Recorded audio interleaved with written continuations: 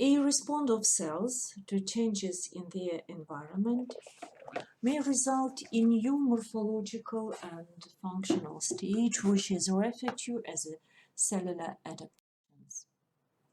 Adaptive reaction to stress in pathology includes hyperplasia, hypertrophy, atrophy, organization, tissue remodeling, metaplasia, and dysplasia.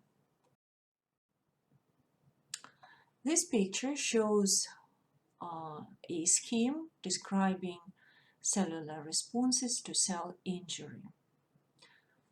We have normal cells in a healthy person. In case of altered functional demand, we have adaptations, and they are various, like atrophy, hypertrophy, hyperplasia, metaplasia, dysplasia. And when stress removed, the normal cell morphology and function restored. In case of mild to moderate stress, we also have reversible cell injury. And in morphology, we see various kinds of degeneration, subcellular alterations, intracellular accumulations. We studied all these when we studied various cell accumulations, dystrophies, etc. So when stress removed, we may have features of repair and healing. And in case severe persistent stress, we may have irreversible cell injury, and as a result of that, we may have a cell death. So we also studied necrosis and the morphological features of cell death seen in previous picture. This is the excessive hormonal stimulation, which caused the hyperplasia of endometrium. In wound healing, there is formation of granulation tissue due to proliferation of fibroblasts and endothelial cells. And the third example, formation of skin warts from hyperplasia of epidermis due to human papillomavirus. Also, we can mention pseudocarcinomatous hyperplasia of the skin. You see such example here in this picture, on the right part of our slide. We see the hyperplasia of epidermis. It shows an increase in the number of layers of the squamous epithelium, and intervening dermal soft tissue shows moderate chronic inflammation. So here you see the epidermis, and also we see the intervening dermal tissue with some cell infiltrates. Intraductal epithelial hyperplasia in the breast in case of fibrocystic breast disease. Also, it is a result of hormonal disbalance in women. Few words about pathology. Let's start with gross pathology features. Here you see on the left side of the picture the enlarged prostatic gland. So we see the enlargement of the affected organ or tissue, and also under microscope we see the increased number of glands and cells. This is due to increased rate of DNA synthesis and hence increased mitosis of the cells. So here you see on the left side of the bottom, the left side of the slide, we see the increased prostatic gland, and under microscope we see here the nodule, enlarged nodules of the prostatic gland due to the increased number of the glands and increased number of the cells of the stroma and glandular cells also. It is present in certain viral diseases, such as verruca vulgaris, and here you see the hand of the person with multiple these tumor-like formations due to verruca vulgaris infection. It occurs in reverting post-mitotic and in intermitotic cells. So we have such a picture. In the liver, we also may have some areas of hyperplasia and hypertrophy, because liver has a great powers of compensatory hyperplasia. And so you can see here, for example, the area shows us some zones of hepatocytes hyperplasia, and on the right part of the slides we see the picture of liver nodes as a result of compensatory hyperplasia. Here we see the thyroid gland, after surgery, may become hyperplastic when the part of it is removed. And we see here the hyperplastic part of thyroid gland, and under microscope we see the enlarged folliculi of the thyroid gland filled with colloid. They are like additional nodules of the thyroid gland. So it is a compensatory reaction. Bone marrow is hyperplastic when there is an increased demand for blood, and the picture on the right of this slide, we see hypercellular bone marrow with 90% cellularity, and this slide is stained by hematoxylin erythrin, and we see the magnification 200 under microscope. Now we see here the spleen, and also we see a splenomegaly. The spleen is sharply enlarged. The capsule smooth, shiny, bluish color with a layer of some fibrin overlayers. And so this is example of the hyperplasia of the spleen cells and tissue. Prostate often becomes hyperplastic in men over 45, probably due to a relative hyperestrenism. Hyperplasia merges with the process of neoplasia, so sort of process of tumor formation. So quite often with the background of hyperplasia of the glands, we may see some areas of malignant transformation, malignization.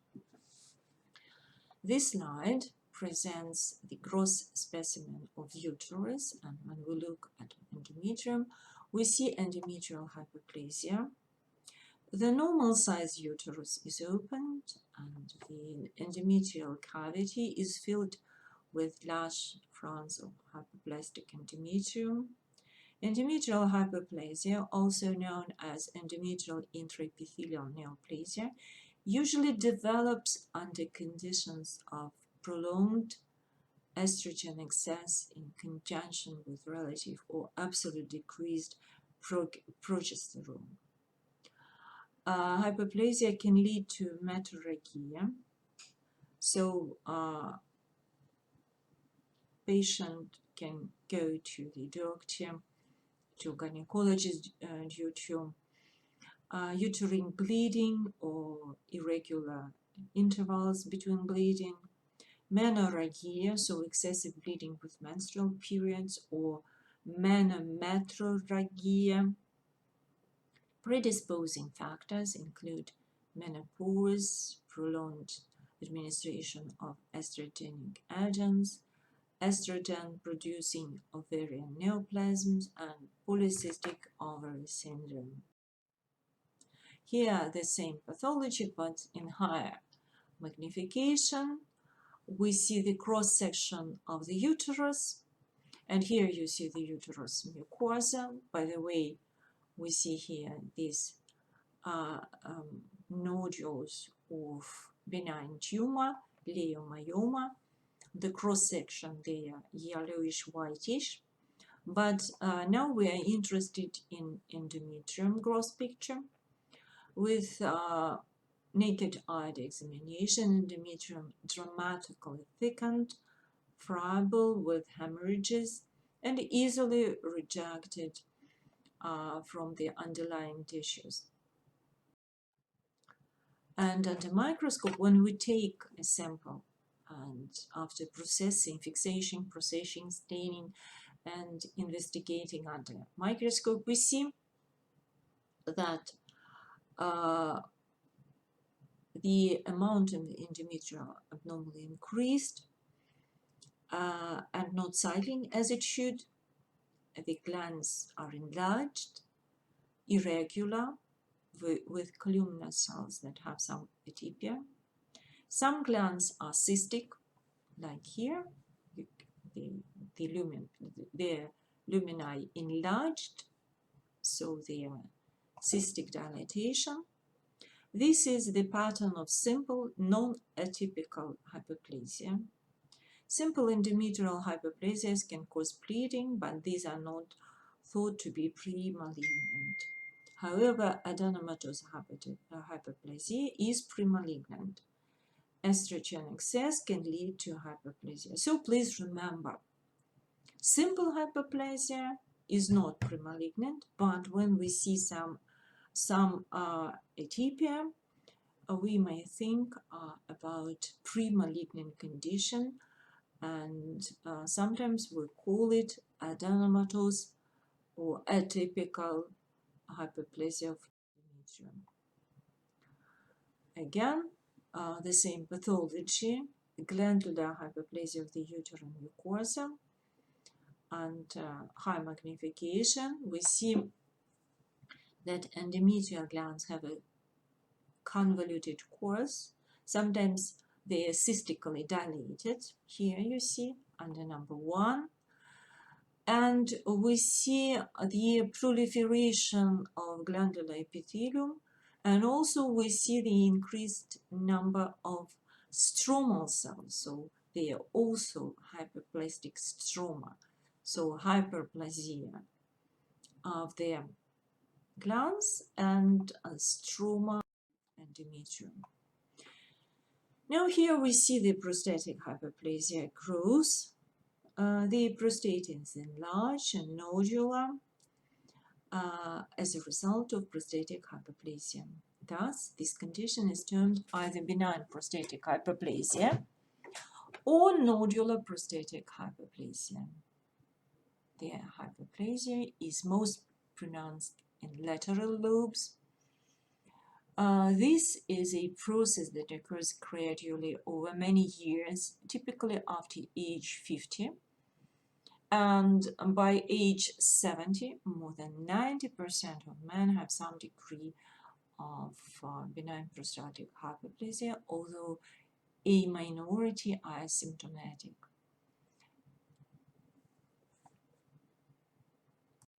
An enlarged prostate can obstruct urinary outflow from the bladder and therefore lead to an obstructive uropathy.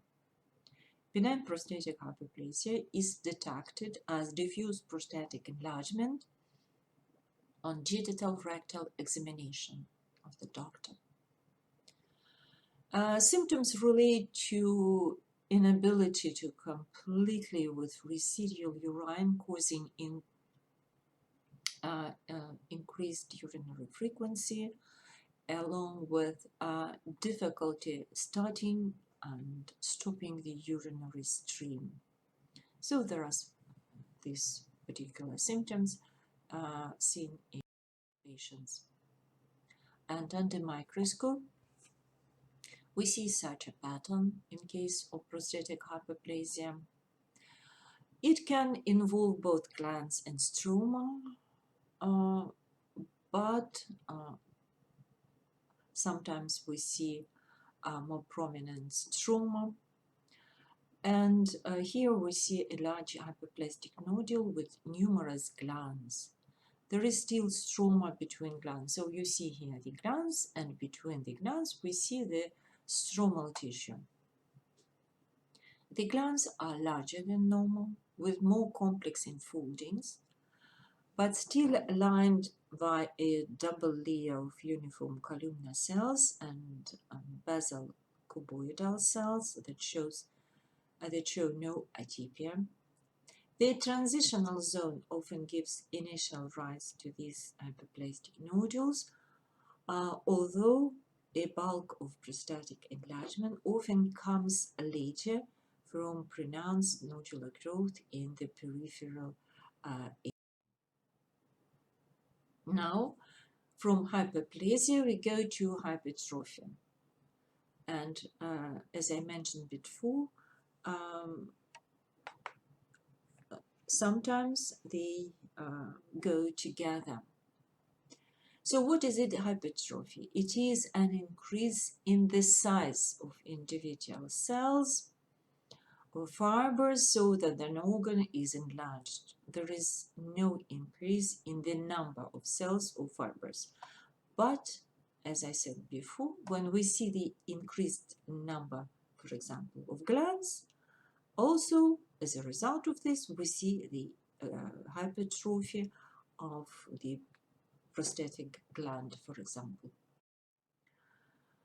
True hypertrophy occurs in response to some demand for increased function. This is often a response to increased workload. There are various kinds of hypertrophy. Let's start with physiological one. It occurs apart from disease. Examples are the pregnant uterus, in which the muscle fibers are lengthened 10 times and broadened 4 times, and as a result we see hypertrophic uterus. Myocardial cells in athlete's heart may be greatly increased in size. This is another example of the physiological hypertrophy due to the workload. Here you see the picture of the gross specimen of uterus. Left is in case of the pregnancy, gravituder, and which was removed for postpartum bleeding. And on the right, to compare, we see the normal uterus. So you see the difference in the sides, and we call it physiological hypertrophy due to pregnancy.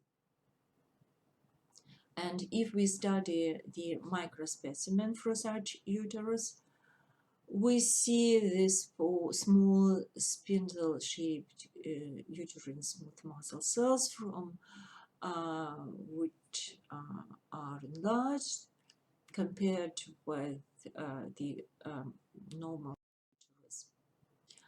And the cross section we see these enlarged cells due to pregnancy. The other picture of the uterus and uterine muscles in case of pregnancy hypertrophy. So we see the muscle cells of myometrium, which are enlarged and contain large hyperchromatic nuclei. Here you see the nuclei and enlarged muscles at the cross slide. Adaptive hypertrophy occurs in hollow viscera, when the outlet is badly obstructed, the wall becoming thickened from enlargement of the muscle fibers. Examples are the left ventricle in aortic stenosis, the stomach in pyloric stenosis, and the urinary bladder in urethral obstruction.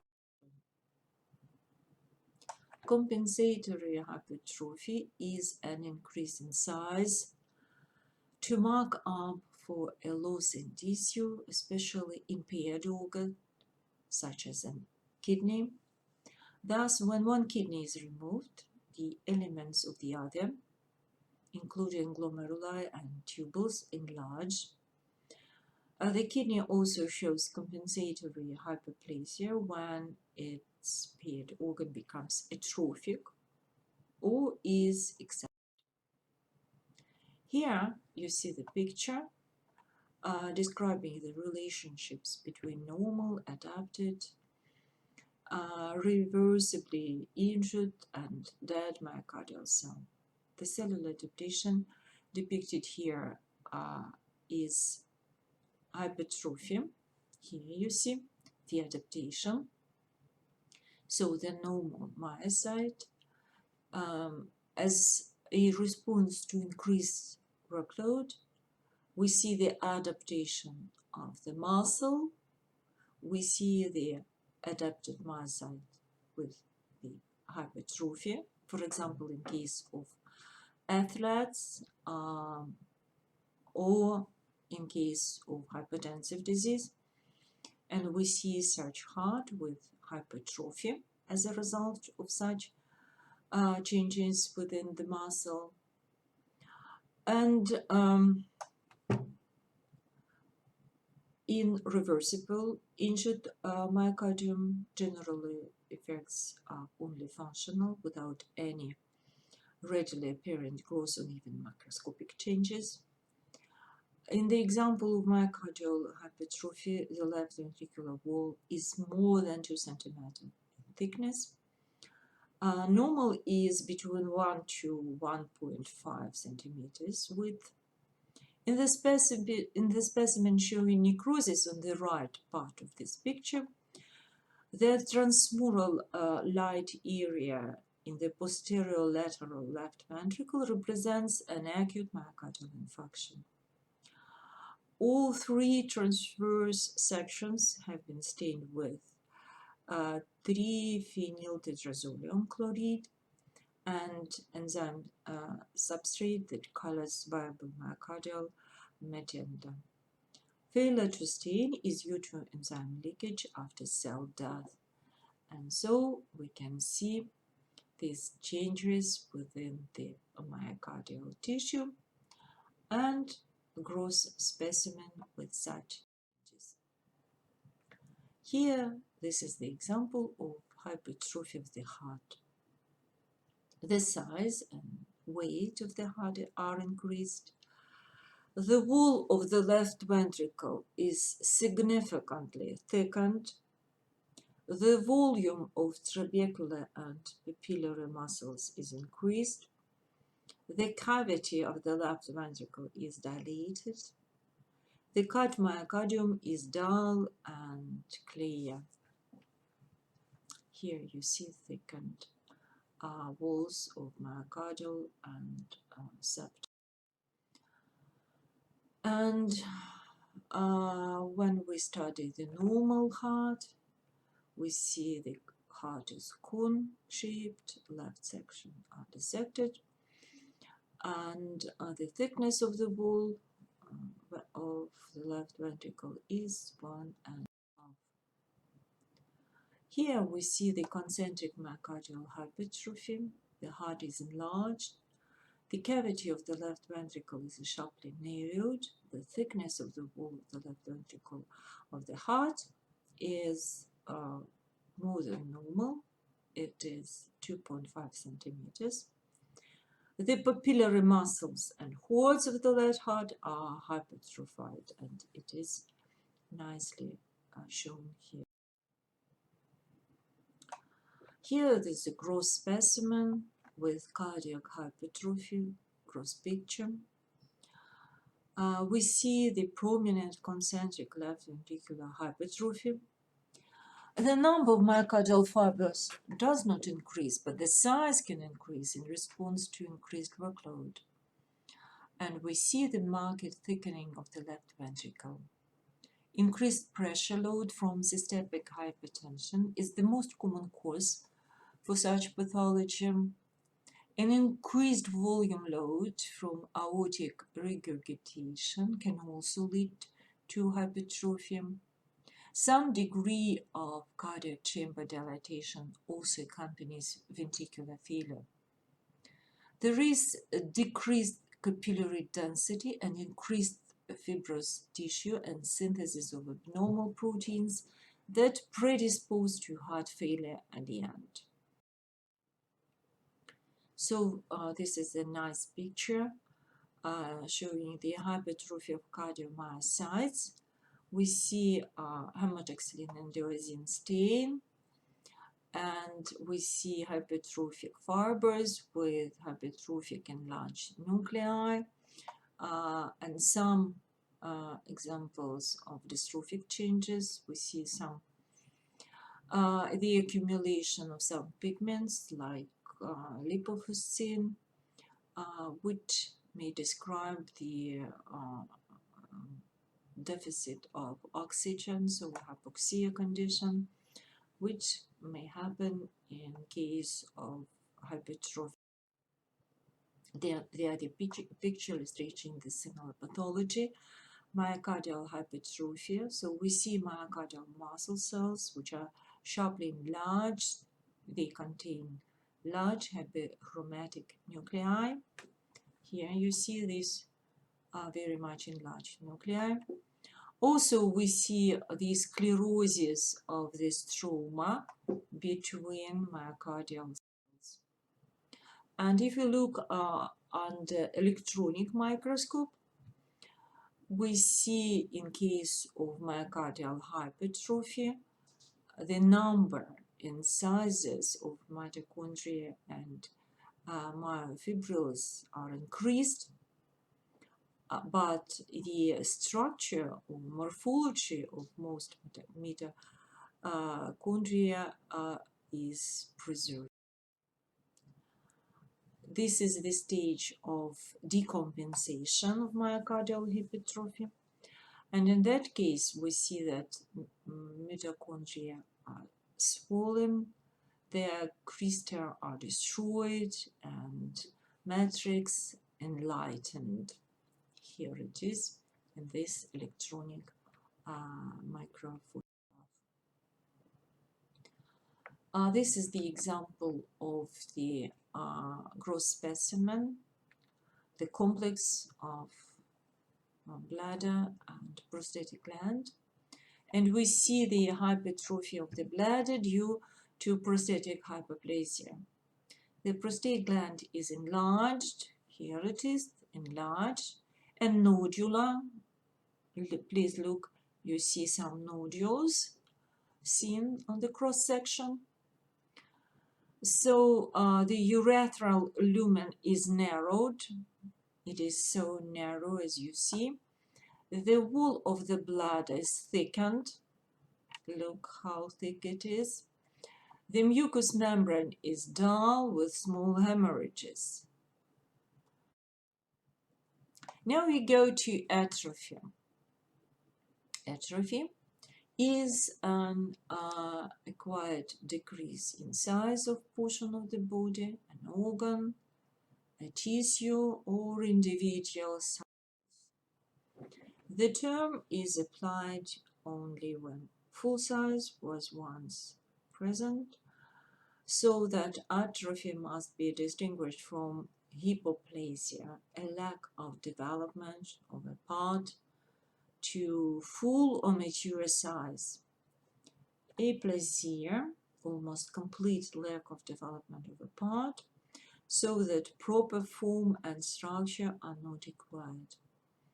And agenesis, a complete failure of development of an organ during development. In atrophy, the reduction in size in a part may be due to a decrease in the number of its structural units or in the size of the individual units, or both. Atrophy is caused by a change or disturbance in cell metabolism. Most often, the change is due to interference with the cell nutrition, an absence of nutritive elements, or an inability of a cell to absorb or metabolize nutrients may result in atrophy. We have already seen it could happen in with atherosclerosis. Also, the example of pathologic atrophy is a disuse atrophy. For example, prolonged diminished functional activity is associated with disuse atrophy of the organ. We can mention the wasting of muscles of limb, immobilized in cast, or atrophy of the pancreas in obstruction of pancreatic duct. Neuropathic atrophy may be a result of interruption of nerve supply, and therefore we see wasting of muscles in case of poliomyelitis, motor neuron disease, or nerve section, for example. Endocrine atrophy may be caused by loss of endocrine regulatory mechanism, and as a result we see reduced metabolic activity of the tissues and hence atrophy of the organ. We see such situation in hyperpituitarism, which may lead to atrophy of thyroid, adrenal, and gonads. Hypothyroidism may cause atrophy of the skin and its adnexal structures. The other example of atrophy is a pressure atrophy. For example, prolonged pressure from benign tumors or cyst or aneurysm may cause compression and atrophy of the tissue, and we may see, for example, erosion of spine by tumor in nerve root, or erosion of skull by meningioma arising from the arachnoid, then erosion of sternum by aneurysm of arch of aorta. And another example of atrophy, idiopathic atrophy. There are some examples of atrophy with no obvious cause. We can see such atrophy in myopathies, or for example in case of testicular atrophy. What are the morphological features of atrophy? Irrespective of the underlying cause for atrophy, the pathologic changes are quite similar. The organ is small, often shrunken. The cells become smaller in size but are not dead cells.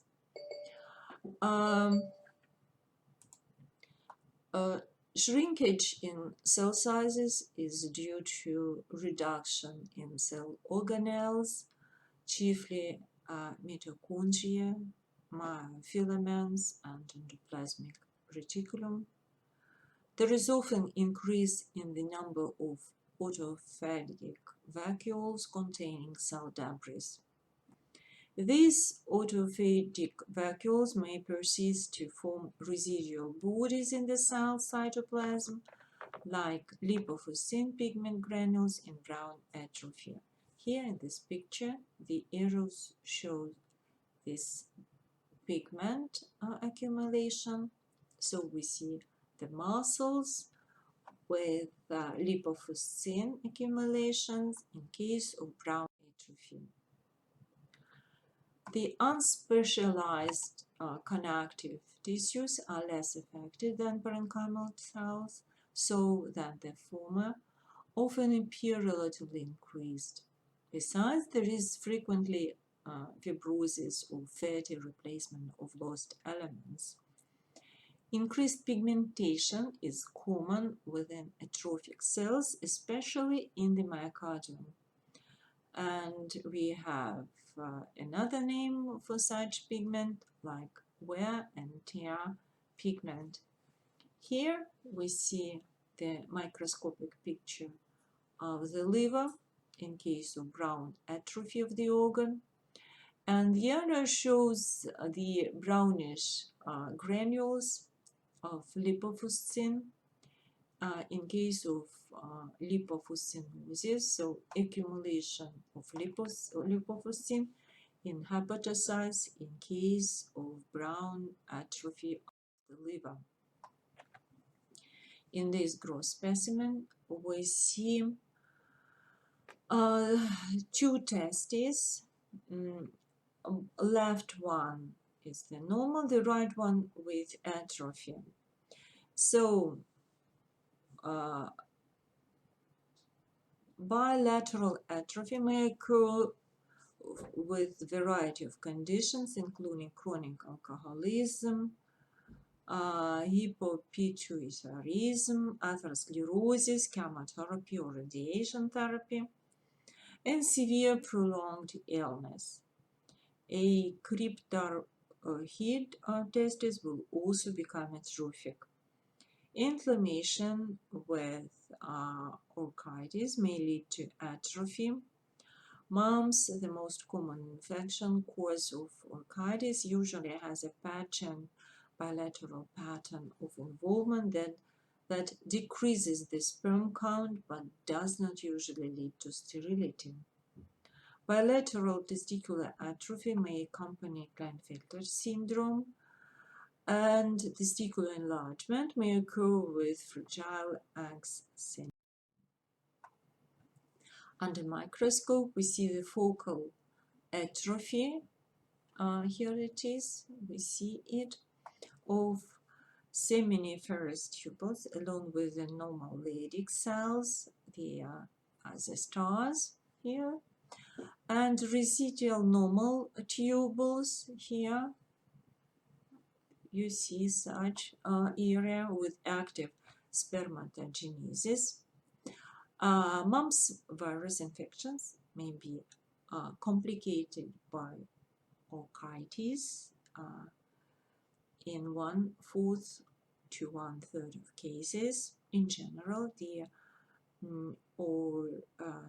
orchitis is unilateral and patchy, so that sterility following infection is uncommon. Other infectious causes of orchitis may include echovirus, lymphocytic meningitis virus, influenza virus, Coxsackie virus, and arboviruses. In contrast, epididymitis is a more frequent cause of scrotal pain and swelling in adult males, and is most likely to be the result of sexually transmitted disease, such as chlamydia, for example, or Neisseria gonorrhea in younger men, or organ-negative bacteria. So the same mechanism seen in case of cachexia in patients with cancer, for example. Here is a gross specimen of heart with the brown myocardial atrophy, and we see that the heart is reduced in size and weight. Fatty tissue under the epicardium is absent. The course of the vessel is sinuous. The heart muscles in the section is brown, and microscopic features of the brown myocardial atrophy presented here. we see that microscopic examination shows clusters of brown pigment granules near the nuclei of the cardiomyocytes. They are now under number 1. You see some brownish granules within the myocardial cells in case of atrophy. The same pigment, lipofuscin, seen here in this picture. We see liver with atrophic hepatocytes, and within their cytoplasm we see a lot of brownish pigment granules, and so we see that hepatocytes and their nuclei are reduced in size. The spaces between the thin liver bands are widened. In the cytoplasm of hepatocytes, especially in the center of the lobules, there are many small granules of brown pigment. And you know now that the name of this pigment is lipofuscin.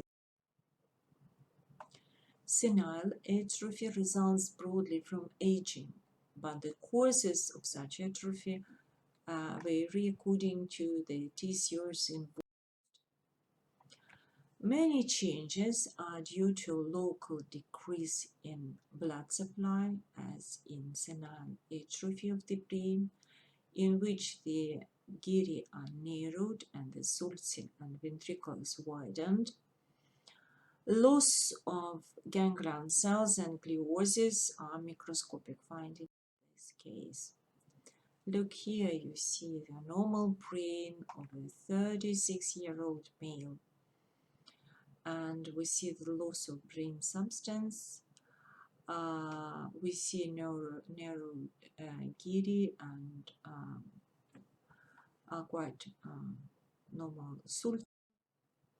And in case of atrophy of the brain in an 82-year-old male with atherosclerotic disease, we see the atrophy of the brain due to aging and reduced blood supply.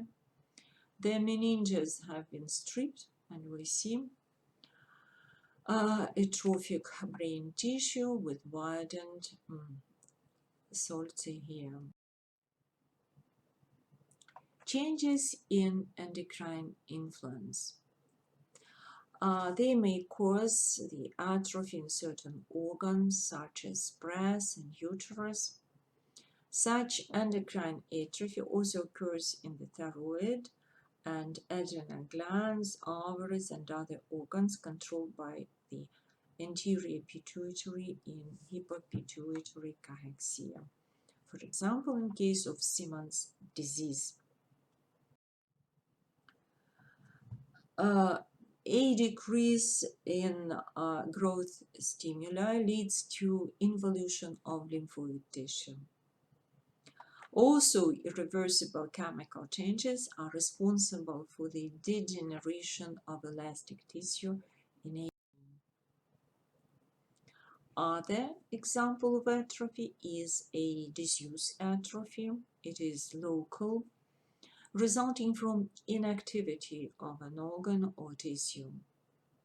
Forced inactivity of a muscle commonly leads to reduced size, as when a limb is placed in a cast after fracture. Here, this is the gross specimen of the heart with the brown atrophy. We have already seen some examples, microscopic pictures and gross pictures, but this is another example of such pathology, brown atrophy of the heart. Virtually all cardiac diseases lead to an enlarged heart. Here is a rare example of brown atrophy in which the heart is small with chocolate brown myocardium. In this condition, there is excessive lipochrome or lipofuscin, as you know. Now, deposition within the myocardial fibers seen.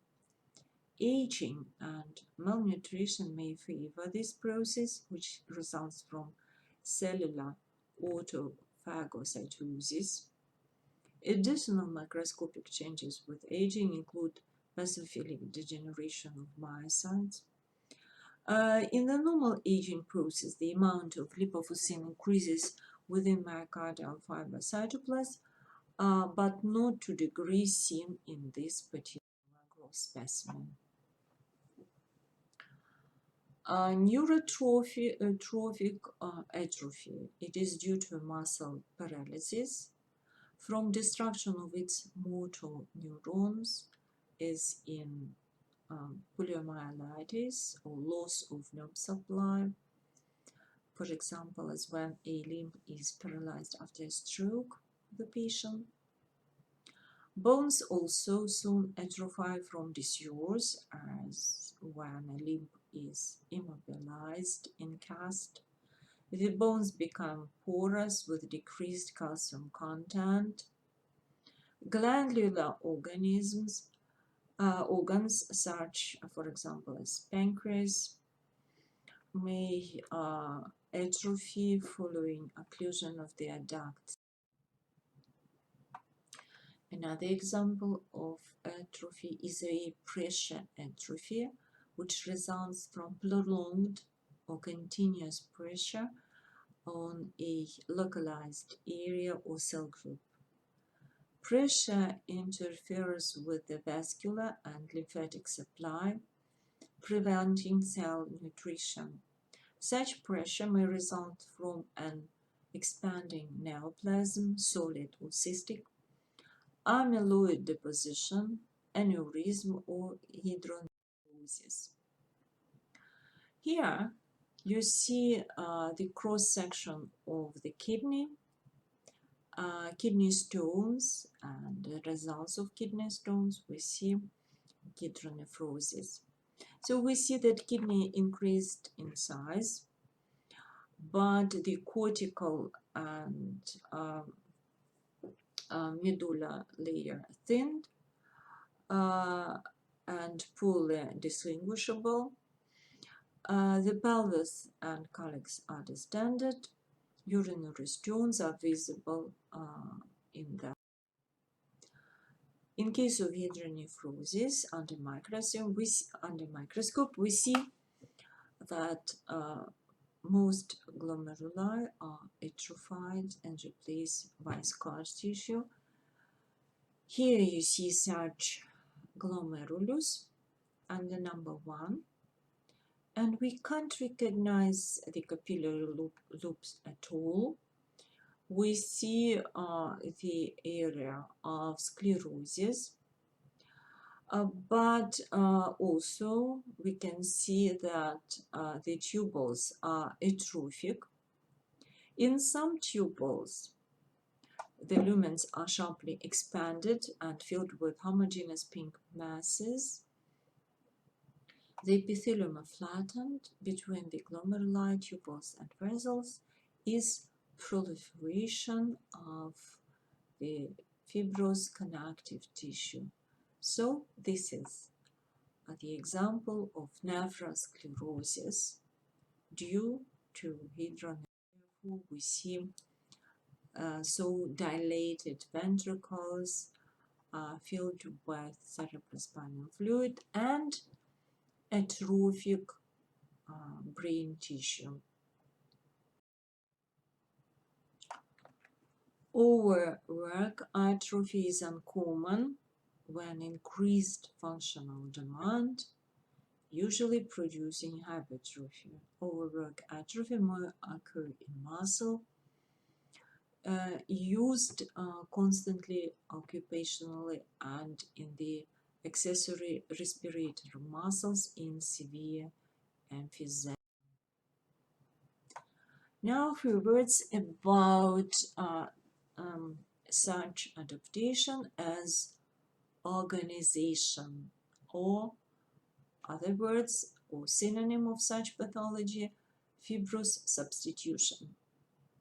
Organization may be defined as a replacement of damaged tissue by connective tissue elements, principally collagen.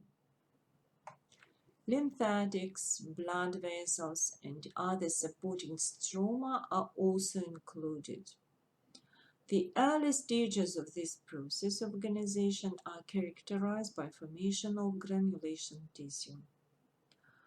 Please remember, granulation tissue is the immature connective tissue. The term granulation tissue was first applied long ago in connection with the healing of surface wounds, where the granular texture of the tissue could be observed by the naked. So again, granulation tissue is connective tissue including blood vessels, lymphatics, newly formed and forming in response to inflammatory stimuli, and all these are result of healing process. It begins with the first formation of young collagen fibers and ends when connective tissue is no longer being formed, and we see the mature connective tissue or scar formation. It depends on various causes. So grossly, granulation tissue is soft, somewhat mucinous, which has the connective tissue mucin, grayish-red, translucent and slightly granular when in the form of a surface covering. It bleeds easily because it contains numerous delicate, newly formed capillary buds. Here you see the picture of myocardial infarction, 14 days long, and here we see in the center the granulation tissue. We see a lot of newly formed capillaries with hyperemia, and the connective tissue next to them filled with inflammatory infiltrate.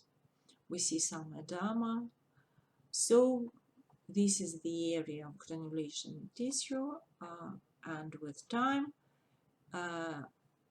after maturation, we'll see the mature connective tissue fibers, and we will call it post-infarction cardiosclerosis. So sclerosis or fibrosis or scar formation, and as a result, we can have the post-infarction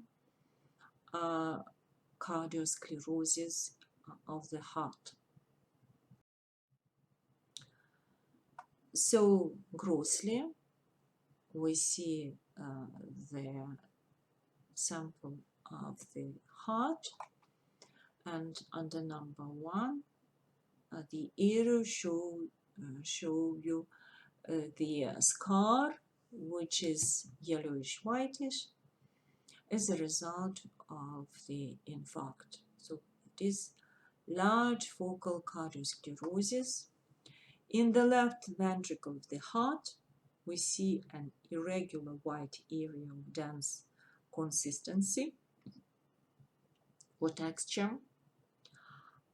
It is a scar on the site of a former heart attack or heart infarct. And the wall of the left ventricle around the scar is thickened because it is hypertrophied, like a compensatory hypertrophy.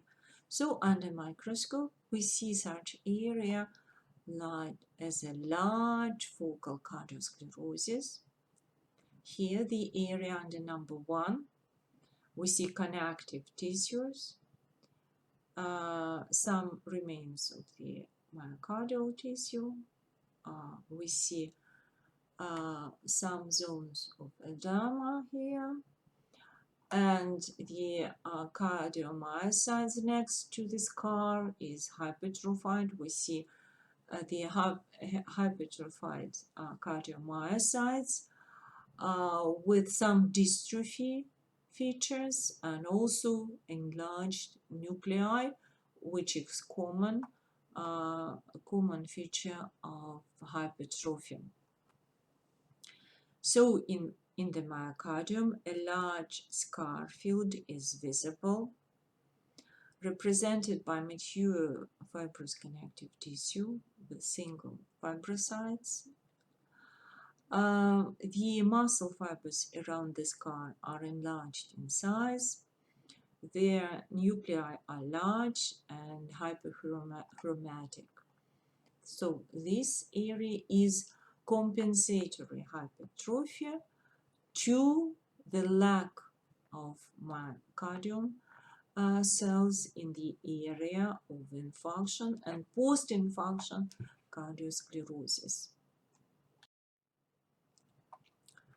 If we use a special staining, Van Gogh staining, we can see the difference between areas of muscles and the areas of sclerosis in color. So under number 2, we see myocardial cells, cardiomyocytes with the hypertrophy, and under number 1, the reddish color is the color for collagen fibers. So we see large focal cardiosclerosis, a large scar field visible in the myocardium. The bundles of collagen fibers are stained with fuchsin in a brick red color, number 1. The muscle fibers around the scar are stained yellowish with picric acid, number 2. Here we see cardiosclerosis in the area of infarction.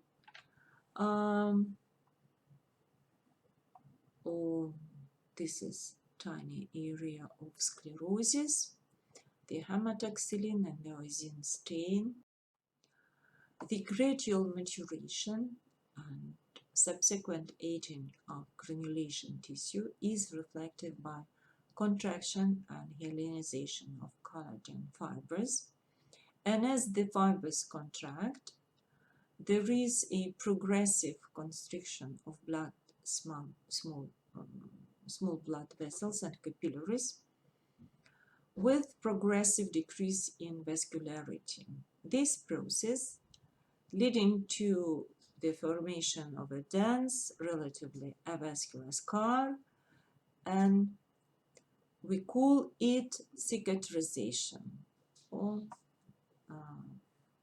This is the kind of scar. Organization occurs when necrosis or thrombus replaced by fibrous tissue.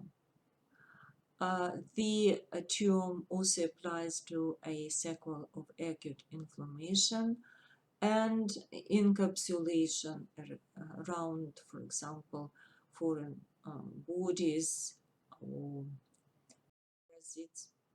There are many common examples of this. The organization, which occurs in the old tubercles, in case of tuberculosis, lung tuberculosis.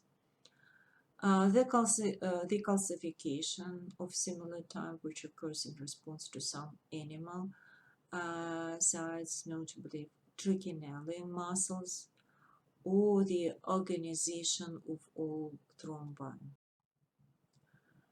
One of the most common sites of organization is blood vessels, and it could be a consequence of atherosclerosis.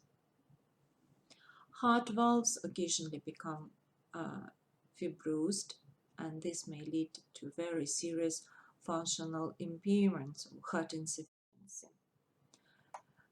View looking down under unopened aortic valve in the heart with calcific aortic stenosis.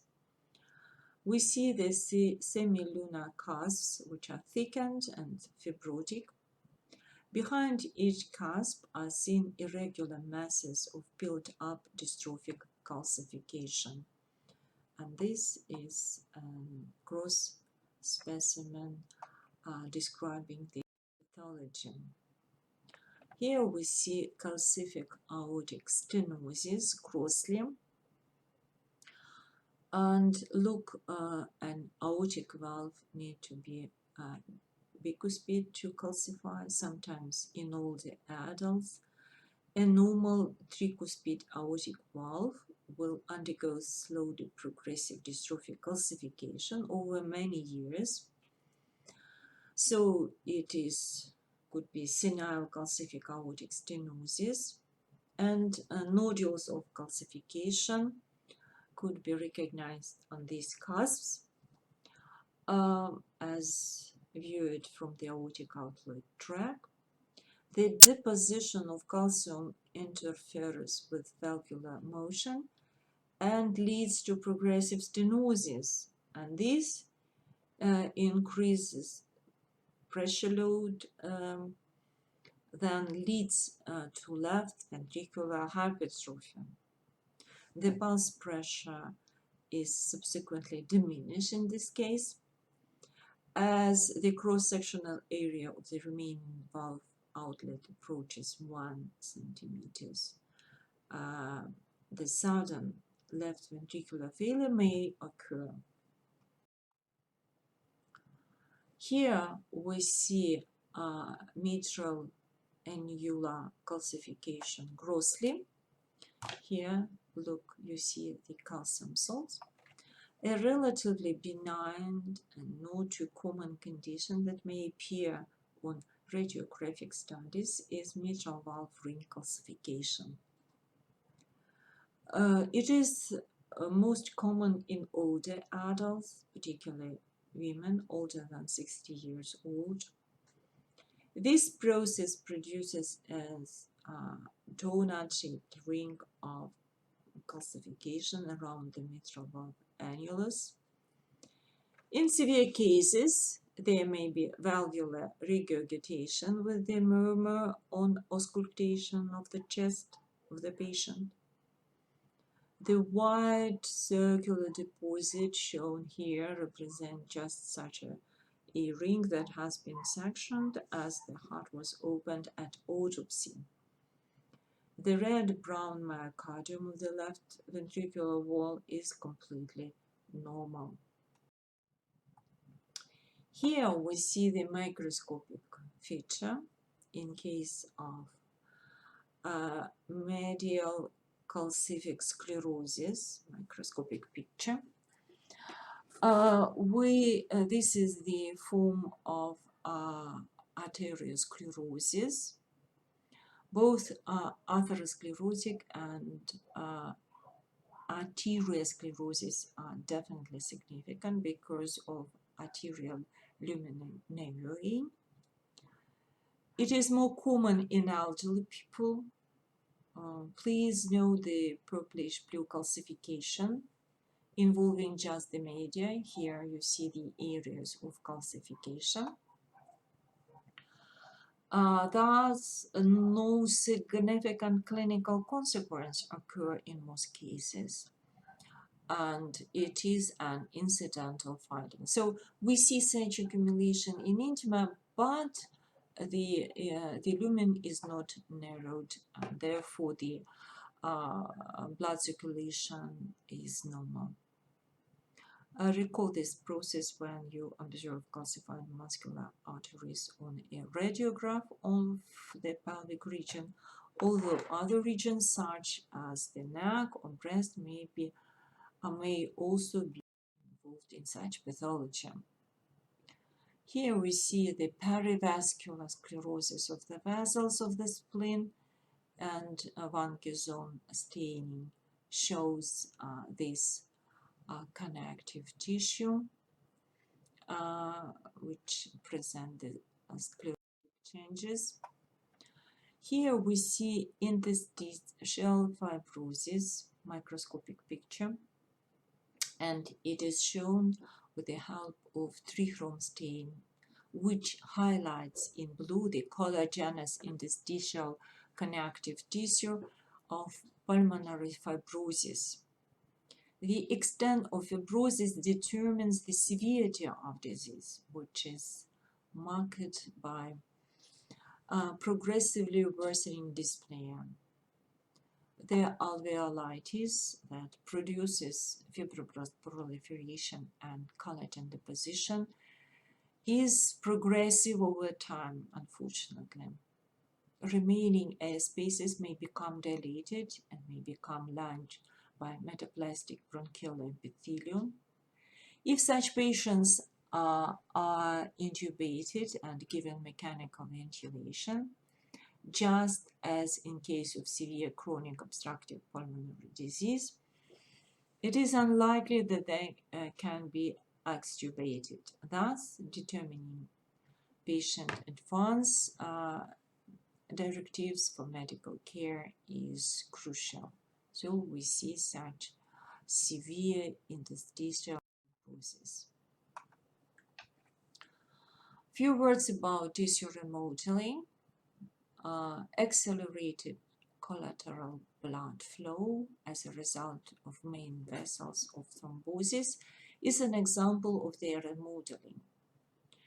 Another example, bone structure alterations following bone fracture and consequent healing may be the example of this process.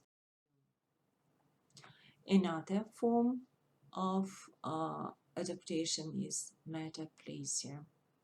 It is a form of abnormal regeneration in which a type of cell different from the normally found in a given location is produced.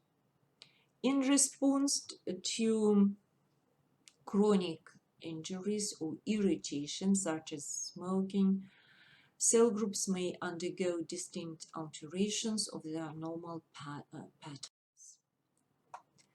It results from the regaining of the embryonal potentiality of cells to form different types of cells, and it occurs under certain conditions. For example, chronic inflammation, vitamin A deficiency, neoplasia, all these situations may be accompanied by metaplasia. Metaplasia is principally found in epithelial and connective tissue. Epithelial cells can produce only other epithelial type of cells, and, for example, connective tissue cells, other connective tissue type of cells. Metaplasia occurs through the multiplicating of cells, such that the resulting new cells are of different type than the parent cells. In general, cells of greater differentiation are replaced by cells of a less differentiated type. And few examples. Epithelial metaplasia usually consist of the replacement of columnar epithelium by stratified squamous epithelium. For example, chronic inflammation may produce metaplasia in the bronchi, gallbladder, renal pelvis, transitional to squamous epithelium, or prolapsed uterus. Vitamin A deficiency leads to extensive epithelial metaplasia of the respiratory tract, eyes, salivary glands, pancreas, and renal pelvis. Here we see the picture of the metaplasia, schematic diagram of columnar to squamous metaplasia. Here we see the piece of the epithelium with normal columnar epithelium cells on the basement membrane, and when in one area the reserve cells may grow and multiply, and they become new with the characteristic of squamous epithelium. So we call it squamous metaplasia. And another real microscopic picture the microscopic slide, we see metaplastic transformation of esophageal stratiform squamous epithelium. This is area of such epithelium which is normal, and on the right part of the picture we see mature columnar epithelium, and this is so-called Barrett's metaplasia of esophageal epithelium. Remember it, Barrett's metaplasia in esophagus.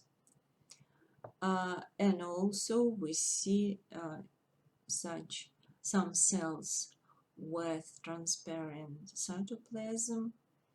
The same we see in intestine, and so therefore we call them intestinal dysplasia. So in this area we see both metaplasia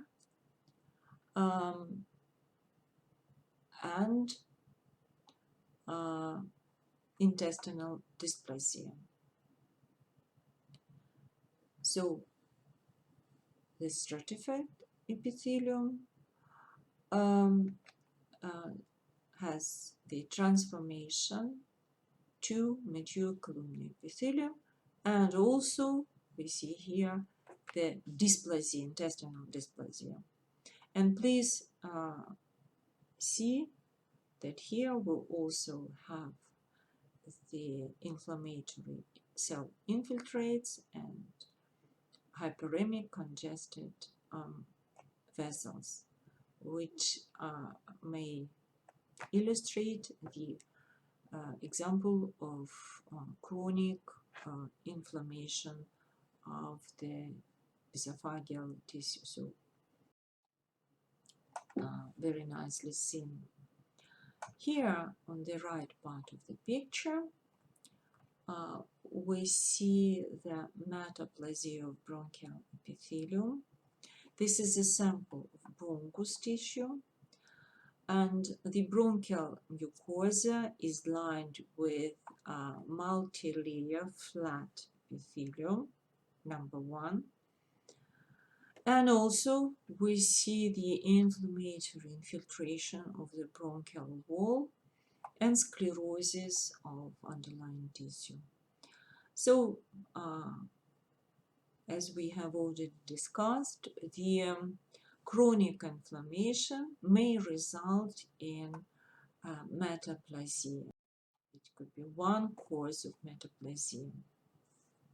Here we see the sample of the skin tissue, and this is the example of squamous cell metaplasia or leukoplakia of the cervix.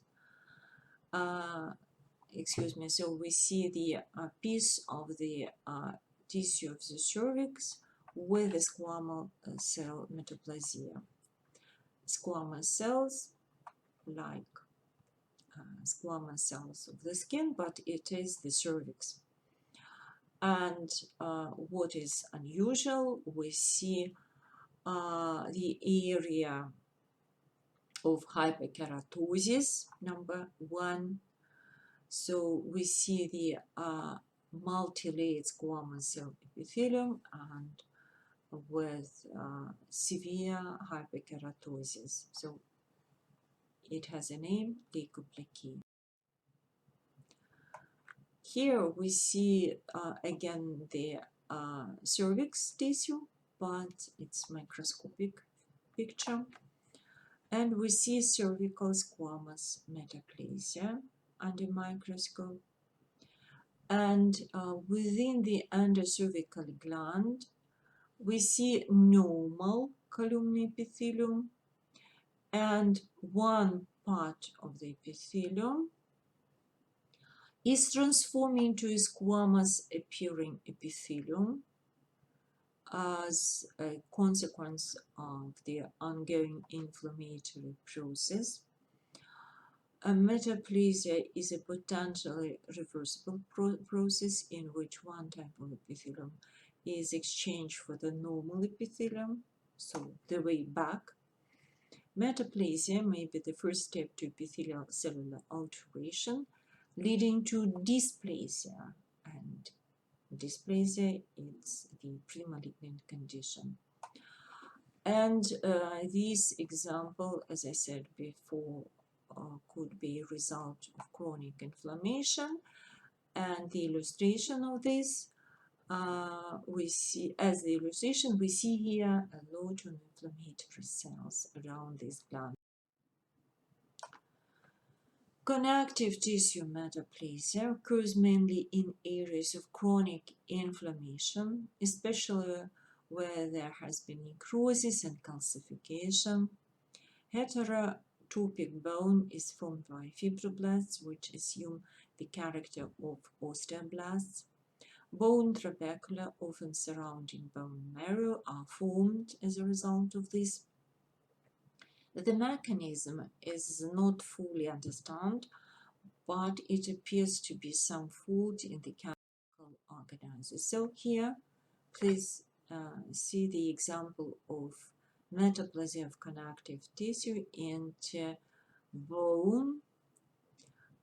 So in the lung tissue, the area containing bone tissue visible under number 1, and all this is a so-called cone focus of tuberculosis. And we can see this focus formation in the type as a type of recovery from the infection. Endothelial or mesothelial metaplasia occurs when serosal surfaces are chronically irritated and the flat cells becoming cuboidal, columnar, stratified. Gland-like spaces may be formed as a result of this. Also, we must mention the false metaplasia occurs when the appearance of cells is altered by forces from without, as the flattening of columnar cuboidal lining cells of the cysts by the fluid pressure, or as the distortion and compression of cells in the rapidly growing neurons. We see such features. Now we go to other pathological process like dysplasia. Dysplasia applies to the cells which are malformed during maturation, and here you see high-grade dysplasia in the gallbladder epithelium. We see the microscopic slide of such tissue with dysplasia in gallbladder, stained with hematoxylinazine and high magnification 40. Anaplasia is the reversion of a more highly to less highly differentiated, more primitive cell form. It must not be confused with metaplasia, which is an adaptation to recognizable environmental changes. But anaplasia is most commonly found in neoplastic cells. So here you see the tissue sample of the malignant tumor with a lot of polymorphic cells, and the arrow shows the atypical mitosis. L cells are less differentiated than normal, so they are more primitive cell forms, and therefore we call them anaplastic cells. Polymorphic, anaplastic, tumor, malignant cells. This is the end of my lecture. Thank you very much for your attention.